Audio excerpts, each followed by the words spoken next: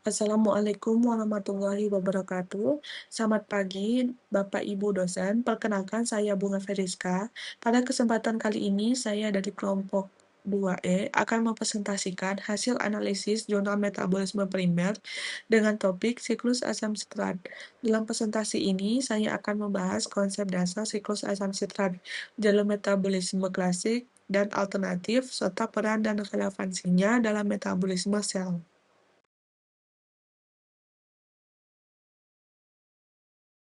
Metabolisme primer merupakan proses biokimia yang penting untuk mempertahankan kehidupan sel. Salah satu jalur utama metabolisme primer adalah siklus asam sitrat yang berlangsung di dalam mitokondria. Siklus asam sitrat berfungsi mengoksidasi asetil-CoA yang berasal dari metabolisme karbohidrat, lemak, dan protein untuk menghasilkan energi dalam bentuk ATP, NADH, dan FADH2. Karena menghubungkan berbagai jalur metabolisme, siklus ini sering disebut sebagai pusat metabolisme. Selain itu, perkembangan ilmu biokimia menunjukkan bahwa metabolisme tidak bersifat statis, tetapi mampu beradaptasi terhadap berbagai kondisi melalui mekanisme yang dikenal sebagai metabolic rewiring. Tujuan penelitian ini adalah memahami konsep dasar siklus asam sitrat sebagai bagian dari metabolisme primer. Selain itu, penelitian ini bertujuan untuk menganalisis konsep kompleks kedua siklus asam sitrat atau CAC 2.1 berdasarkan jurnal yang dianalisis, mengidentifikasi peran enzim dan metabolit dalam metabolisme energi, serta mengkaji keterkaitan hasil penelitian dengan teori biokimia yang telah dipelajari. Metode penelitian. Penelitian ini menggunakan metode studi literatur atau literatur review.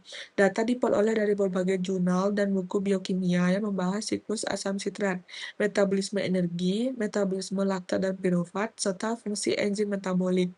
Data yang diperoleh kemudian dianalisis dengan mengintegrasikan hasil penelitian terdahulu dan membandingkan konsep metabolisme klasik dengan konsep baru, yaitu CAC 2.1.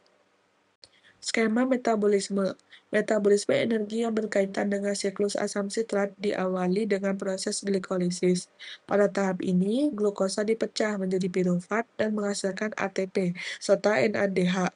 Dalam kondisi anaerob, pirufat dapat direduksi menjadi laktat oleh enzim laktat dehidrogenase atau LDH. Laktat dapat diubah kembali menjadi pirufat karena reaksi ini bersifat reversibel. Selanjutnya, pirufat diubah menjadi asetil-CoA oleh kompleks enzim pirufat dehidrogenase atau PDHC yang berfungsi sebagai penghubung antara glikolisis dan siklus asam sitrat. CAC 1.1 atau jalur asam sitrat utama merupakan jalur utama metabolisme energi yang sesuai dengan konsep klasik siklus asam sitrat. Asetil-CoA masuk ke dalam siklus dan mengalami serangkaian reaksi hingga kembali membentuk oksaloasetan. Dalam satu putaran, siklus dihasilkan 3 NADH, 1 FADH2, dan 1 GTP atau ATP. NADH dan FADH2 selanjutnya digunakan pada rantai transport elektron untuk menghasilkan ATP dalam jumlah yang lebih besar. Jalur ini umumnya berlangsung pada kondisi aerob atau saat oksigen tersedia cukup. CAC 2.1 atau jalur asam sitrat alternatif, jurnal yang dianalisis mengusulkan adanya jalur alternatif yang disebut CAC 2.1. Jalur ini menggunakan malat sebagai substrat utama dan dapat menghasilkan suksinat maupun sitrat sesuai kebutuhan sel. CAC 2.1 menunjukkan bahwa metabolisme bersifat fleksibel dan dapat beradaptasi terhadap perubahan kondisi lingkungan. Jalur ini biasanya aktif pada kondisi hipoksia, stres metabolik, atau pada sel kanker yang memiliki kebutuhan metabolisme tinggi. Pada adaptasi metabolisme, kondisi hipoksia atau kekurangan oksigen, aktivitas rantai transport elektron menurun, sehingga produksi energi menjadi berkurang. Sebagai bentuk adaptasi, sel meningkatkan laju glikolisis agar ATP tetap dapat diproduksi. Selain itu, terjadi metabolic rewiring, yaitu perubahan jalur metabolisme sesuai kebutuhan sel.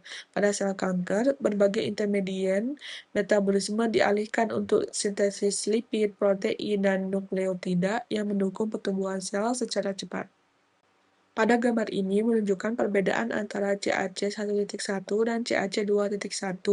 CAC 1.1 merupakan jalur metabolisme klasik yang berfokus pada produksi energi secara maksimal melalui oksidasi asetil-CoA. Sedangkan CAC 2.1 merupakan jalur alternatif yang lebih fleksibel dan berperan dalam adaptasi metabolik ketika sel menghadapi kondisi tertentu seperti hipoksia atau stres metabolik. Perbedaan ini menunjukkan bahwa metabolisme merupakan jaringan yang dinamis, tidak selalu berjalan dalam satu arah yang tetap. Enzim dalam siklus asam sitrat tidak hanya berfungsi sebagai katalis yang mempercepat reaksi, tetapi juga sebagai regulator metabolisme. Beberapa enzim penting yang terlibat adalah sitrat sintase, akonitase, isositrat dehidrogenase, alfa-ketoglutarate dehidrogenase, suksinil-CoA sintase, suksinat dehidrogenase, fumarase, dan malat dehidrogenase. Aktivitas enzim-enzim tersebut menentukan arah dan kecepatan metabolisme energi dalam sel. Berdasarkan hasil penelitian jurnal, diperoleh beberapa temuan penting. Pertama, metabolisme sel bersifat dinamis dan mampu menyesuaikan diri terhadap kondisi fisiologis. Kedua, laktat yang sebelumnya dianggap sebagai limbah metabolisme ternyata dapat dimanfaatkan kembali sebagai sumber energi melalui konversi menjadi pirufat. Ketiga, metabolisme seperti malat dan suksinat tidak hanya berfungsi sebagai senyawa, tetapi juga berperan sebagai regulator metabolisme dan molekul sinyal. Temuan ini menunjukkan bahwa metabolisme merupakan jaringan yang kompleks dan saling terhubung.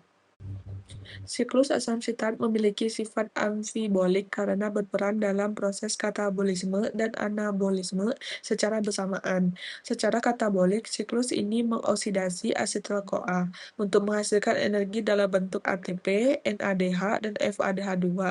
Sedangkan secara anabolik, intermedian siklus digunakan sebagai prekursor berbagai biomolekul penting.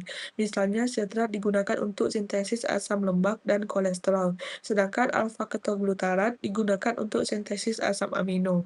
Oleh karena itu, siklus asam sitrat berfungsi sebagai pusat metabolisme sel. Siklus asam sitrat memiliki peran yang sangat penting dalam bidang biomedis.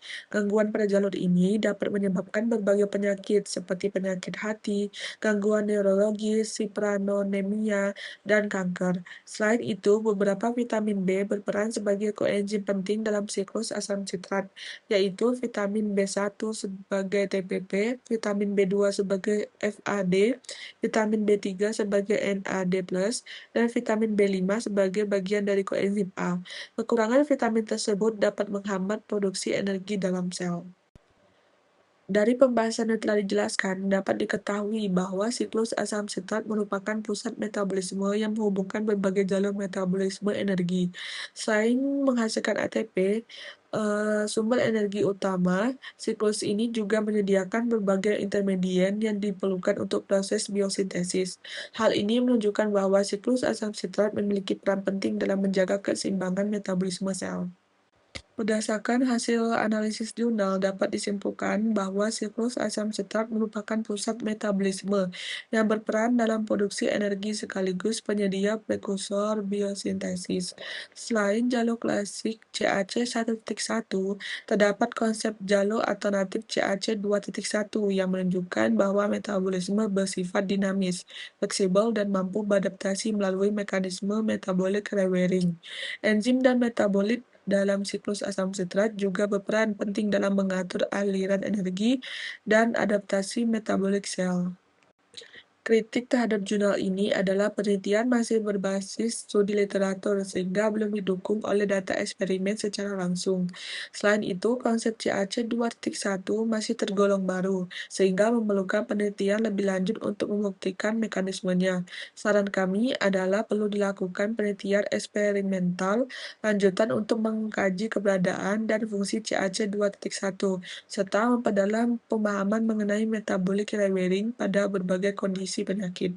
Demikian presentasi yang dapat saya sampaikan. Terima kasih atas perhatian Bapak atau Ibu dosen. Wassalamualaikum warahmatullahi wabarakatuh.